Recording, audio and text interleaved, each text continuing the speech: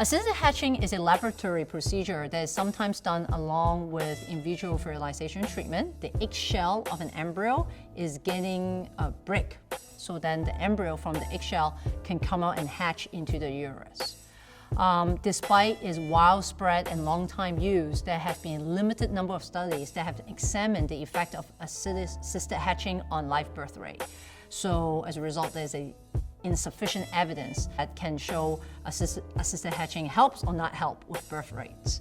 However, there's good evidence that assisted hatching slightly improve clinical pregnancy rate in poor prognosis patients, especially those who have failed IVF cycles, older patients, and have poor prognosis. Assisted hatching appears to be associated with increased risk of multiple pregnancy, but there's insufficient evidence that it is associated with increased risk of identical monozygotic twins, which is identical twin pregnancy. Until data about live birth rates available in the context of increased risk of multiple pregnancy, it is very hard to recommend assisted hatching to all patients. However, assisted hatching has to be done for certain kind of IVF procedures, such as pre-infant implantation genetic testing.